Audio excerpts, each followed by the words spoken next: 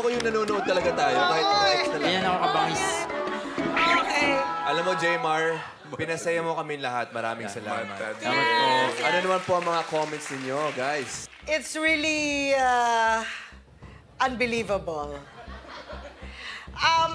Pero hindi ko nakikita kung ano pang pwede mong durugin next time. Ngayon lang ako nakakita na yung baba naman nagiging mixer, no?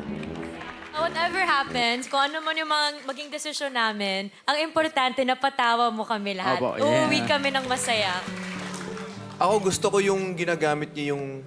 Kung sa tingin ng iba insecurity, ginagamit niya. Kung saan ino-own niya yung bagay na yon. Kasi lahat naman tayo may kanya-kanya mga insecurities, di ba? Nasa kung paano natin ipapalabas yan, kung anong gagawin natin dyan.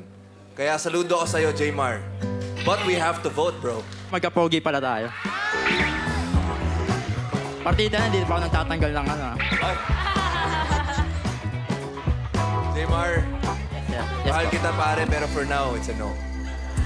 Okay lang po. Dahil sa kagalingan na pinakita mo sa amin, ako, it's a big yes. Ah! Ako, Jmar, parang gusto kita gawing keychain. Pero I have to say no, I'm sorry. It's a no from me. But good luck. Okay lang. Hope to see you Thank you again po. next time. Maraming salamat po. Thank you so much, Jmar. Hindi ka man pinala, Jmar, magkaroon ng Golden Buzzer or 3 yes dito sa Pilipinas Got Talent. Meron akong ipapakilala sa'yo na parang nagkaroon kanina ng 3 yeses. Baka ito na ang forever mo. Okay, let's welcome si Baba A.